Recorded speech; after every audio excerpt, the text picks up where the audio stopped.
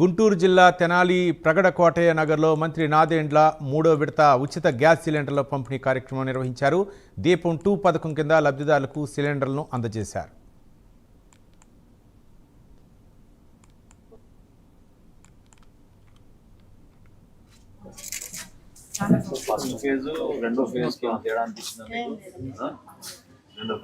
దీపం పథకం ప్రజలకి మరింత అందుబాటులో తీసుకెళ్లడమే కాకుండా మహిళలపైన ప్రత్యేకంగా దృష్టి సారించి గౌరవ ముఖ్యమంత్రి గారు చంద్రబాబు నాయుడు గారు, అదేవిధంగా రాష్ట్ర ఉప ముఖ్యమంత్రి పవన్ కళ్యాణ్ గారు మహిళల ఆరోగ్యం దృష్టిలో పెట్టుకుని, అదేవిధంగా వంట చేసేటప్పుడు ఎక్కడ కూడా మనకి ఇబ్బంది కలగకూడదు అనే ఆలోచనతోటి ఈ దీపం పథకం తీసుకురావడం జరిగింది.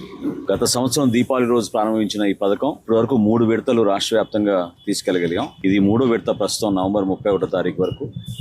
ఎక్కడ చూసినా కూడా ప్రతి ఇంటికి ఉచితంగా పూర్తి సబ్సిడీతోటి సంవత్సరానికి 3 సిలిండర్లు అందించే ఈ ప్రక్రియలో భాగంగా గుంటూరు జిల్లాలో ప్రత్యేకంగా ఈ రోజుకి 3,51,000 మంది ఉపయోగించుకున్నారు. రాష్ట్ర వ్యాప్తంగా 3వ విడతలో ఇప్పటి వరకు 81 లక్షల మంది ఉపయోగించుకున్నారు.